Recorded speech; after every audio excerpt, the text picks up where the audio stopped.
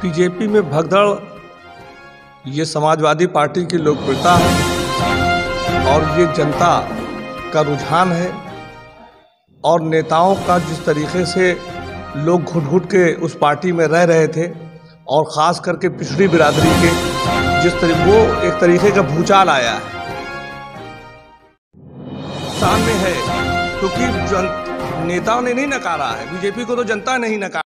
नमस्कार, मैं हूं साजिद हुसैन और आप देख रहे हैं सच आप तक न्यूज। जारी है चुनावी जंग।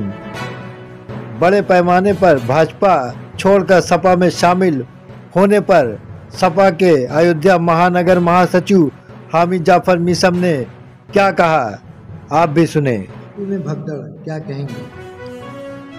बीजेपी में भगदड़ ये समाजवादी पार्टी की लोकप्रियता है और ये जनता का रुझान है और नेताओं का जिस तरीके से लोग घुट-घुट के उस पार्टी में रह रहे थे और ख़ास करके पिछड़ी बिरादरी के वो एक तरीके का भूचाल आया है। और ये भगदड़ नहीं, हमने तो आपसे पहले ही कहा था कि अब तो खदेड़ा होगा और खदेड़ा ही आगे होने वाला है। ये भगदड़ नहीं है, ये लोगों के ज़मीर सब जाग चुके हैं। अब लोग जान चुके हैं कि किस पार्टी ने पिछड़ों के लिए काम किया, किस पार्टी ने अगड़ों के लिए काम किया। जो सबको साथ लेकर चलने वाली पार्टी है समाजवादी पार्टी है। इसलिए समाजवादी पार्टी में अभी यही नहीं, बहुत से विधायक अभी टूट के आने वाले हैं। इतनी बड़ी भगदड़ में बड़े पैमाने पे भगदड़ हो रही है बीजेपी में, क्या वजह मानते हैं इसको?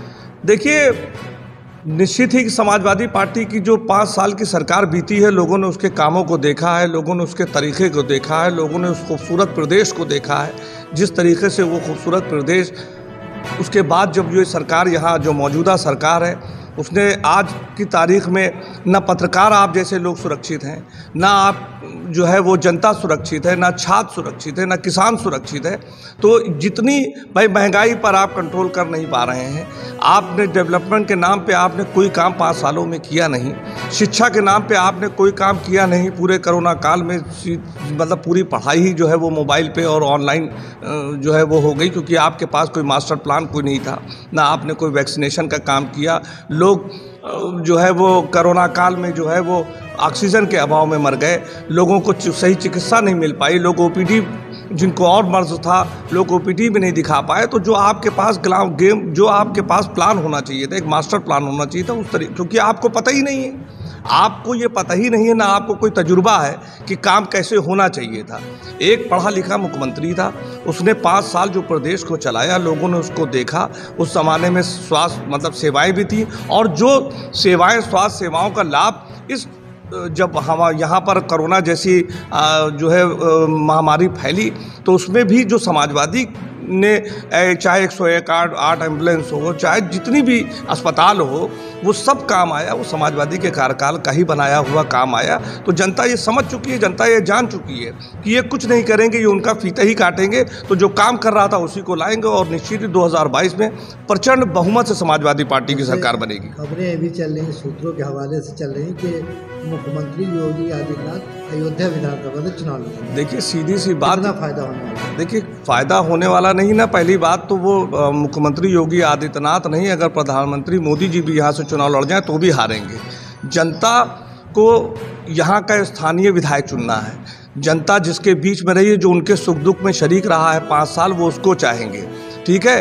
और ये बात तो दर्शाता है कि हमारा जो विधायक तेज नारायण पवन पांडे है, उससे लड़ने का मुकाबला नहीं ना यहाँ के नेताओं में, जो मुख्यमंत्री को उतारना पड़ रहा है। तो इसका मतलब ये है कि हमारा नेता कितना मजबूत है। आपको इससे अंदाज़ा लगा लेना चाहिए कि यहाँ पर उससे लड़ने के लिए आपको कैंडिडेट नहीं मिल रहा है और आप मुख्यमंत्री को यहाँ पर उतारने की कोशिश कर रहे हैं। तो अगर मुख्यमंत्री भी यहाँ आ जाएंगे तो उनका भी हारना तय है और हमको उम्मीद नहीं है कि वो आएंगे, क्योंकि मुकाबला समाजवादी से पार्टी से करने के लिए कोई मैदान में है ही नहीं सामने। एक बड़ा नेता स्वामी प्रसाद मौर्य शामिल हो गए सपा में, कितना फायदा? अभी बहुत से बड़े नेता, स्वामी प्रसाद मौर्य ही जी नहीं, अभी बहुत से बड़े नेता समाजवादी पार्टी में शामिल होंगे और समाजवादी पार्टी की सरकार 2022 में सब लोग मिलजुल कर बनाएंगे। बीजेपी को कितना नुकसान पहुंचेगा इनके हट जाने से? देखिए, बीजेपी को नुकसान जो है, जहां तक कि उसकी बात है, तो बीजेपी तो नुकसान में है, क्योंकि नेताओं ने नहीं नकारा है, बीजेपी को तो जनता ने ही नकार दिया है।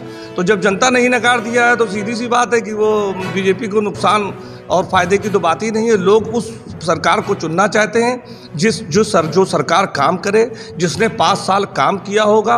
और मेरी आपके प्रेस के माध्यम से खुली अपील भी है कि जिस तरीके से जब अब आचार संहिता लग गई है, आचार संहिता में खुलेआम आज भी कोटेदार योगी जी की, मोदी जी की फ़ोटो लगी राशन बांट रहे हैं। मेरी ज़िला अधिकारी महोदय से, यहाँ के प्रशासन से निवेदन है कि उस पर अंकुश लगाएं, क्योंकि जिस तरीके से ये खुला खेल चल रहा है, अब किसी के प्रचार की ज़रूरत नहीं है, लेकिन यहाँ पर खुलेआम अधिकारी खुलेआम जो है वो भाजपा का काम कर रहे हैं। तो उस पर अंकुश लगाने की ज़रूरत है और निर्वाचन आयोग उस पर ध्यान दे। हामिद जाफर मीसम, महानगर महासचिव, अयोध्या।